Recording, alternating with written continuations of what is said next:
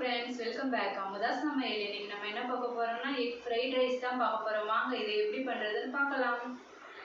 நல்லா கொதிச்சிருச்சு. இப்போ நம்ம அரிசியை சேர்த்துக்கலாம். நான் 1 கப் அரிசி எடுத்திருக்கேன். பாசுமதி அரிசி 1/2 an hour ஊற வச்சிருந்தேன்.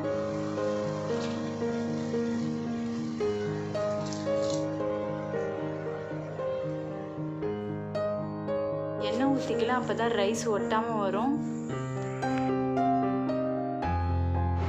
அரிசிக்கு தேவையான அளவு உப்பு போட்டுக்கோங்க.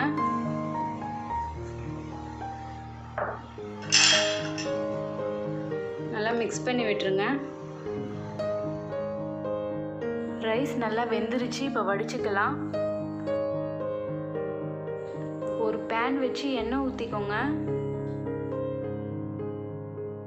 முட்டையை உடைச்சி ஊற்றிடலாம். நான் 2 முட்டை எடுத்திருக்கேன்.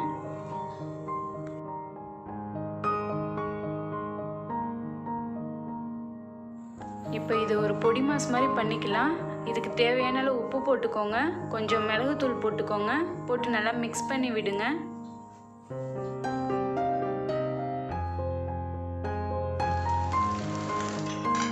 முட்டை நல்லா பொரிஞ்சிருச்சு. இப்போ நம்ம ஒரு பிளேட்டில் எடுத்து மாற்றிப்போம்.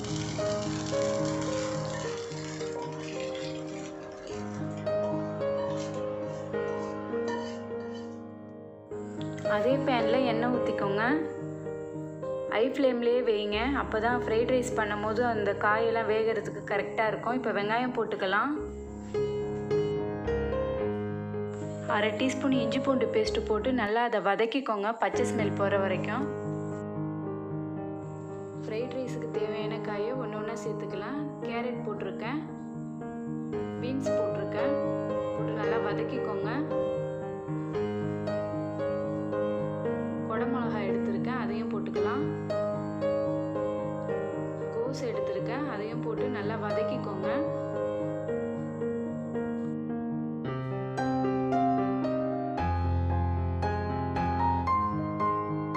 தேவையான அளவு உப்பு போட்டுக்கலாம்.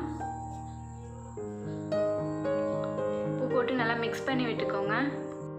இப்போ காயெல்லாம் நல்லா குக் ஆயிடுச்சு. இப்போ நம்ம ரைஸ் போட்டுடலாம்.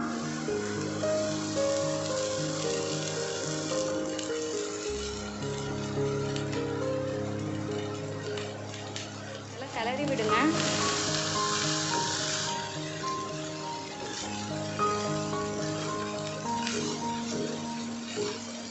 டீஸ்பூன் சோயா சாஸ் ஊற்றிக்கலாம்.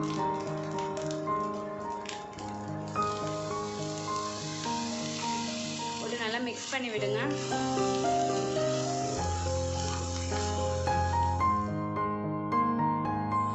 ஆல்ரெடி நம்ம பொரிச்சு வச்சிருந்த முட்டையை இதில் போட்டு நல்லா மிக்ஸ் பண்ணி விட்டுக்கோங்க.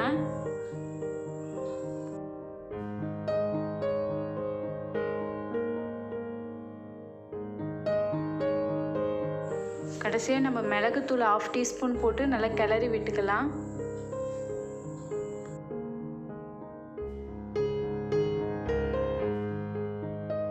அவ்வளோதாங்க, ஃப்ரைட் ரைஸ் ரெடி. அடுப்பு ஆஃப் பண்ணிடலாம். ஃப்ரைட் ரைஸ் ரொம்ப சூப்பராக வந்தது. நீங்கள் வீட்டில் ட்ரை பண்ணி பாருங்கள். அப்படி நிஜின் கமெண்ட்டில் சொல்லுங்கள். இந்த வீடியோ பிடிச்சிருந்தா லைக் பண்ணுங்கள், ஷேர் பண்ணுங்கள், சப்ஸ்கிரைப் பண்ணுங்கள், மறக்காம பெல் ஐகானையும் ப்ரெஸ் பண்ணுங்கள்.